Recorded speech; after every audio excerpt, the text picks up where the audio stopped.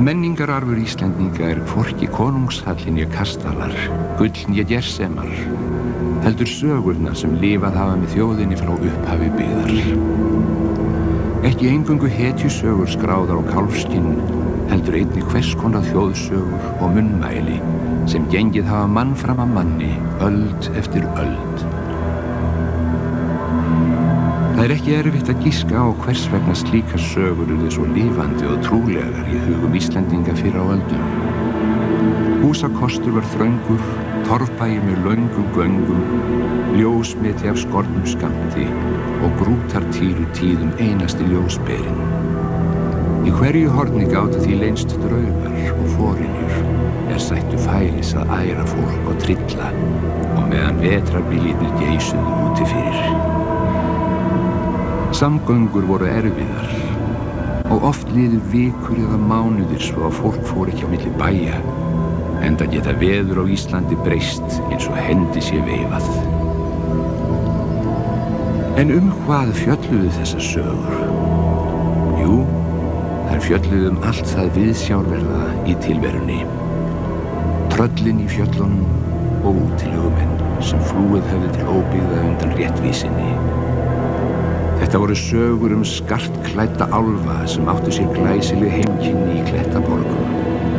Huldufólk sem talið var kristið en úr hófi fram hefnigjant og áttu sér bústað í hólum og hæðum. Þær fjölluðu afturgöngur þeirra létust voveiflega, ósáttir við að kveðja þetta jarðlíf og ásóttir því þá sem eftirlifðu svo þeim varð ekki vært hvorki á degi né nóttu. Oft sinnis var það kallað til galdramenn til að kveða slíkt hyski niður. Galdramenn voru kallaðir milli byggðarlaga og fyrir kom að þeir sem fjölkunnastir voru fundu á sér hvar og hvenær þeirra gerðist þörf, jafnvel áður en ósköpin dundu yfir. En þrátt fyrir erfiða tíma, hallæri og mannfelli þráaðist mannfólki við og átti sínar stolnu unaðstundir. Ást kviknar í brjóstum við hvaða aðstæður sem Sumrin á Norðurlandi gátu þá eins og nú verið sólrík og unaðsleg. Jafnvel þótt dauðasynd væri, laumuðust ungar stúlkur til að lauga sér naktar í lygnum lindarám og ungir menn stálu kossum og rændu ástum þeirra þegar færi gafst. Loforð voru gefin. Loforð sem bar að efna út yfir gröf og dauða. Í Hörgárdal á Norðurlandi kirkjustaðurinn Myrká.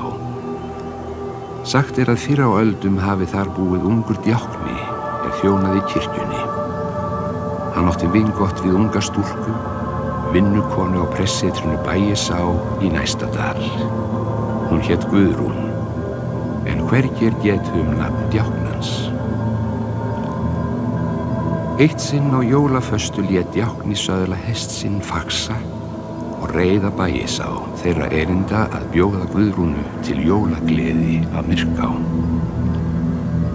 Náði hann fundum hennar og hét að sækja hana til gleðinnar á aðfangadagskvöld jóla.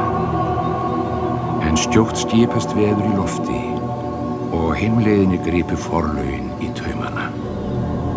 En djákninn elskaði Guðrúnu og ekkert gat aftur að honum frá að halda heit sitt.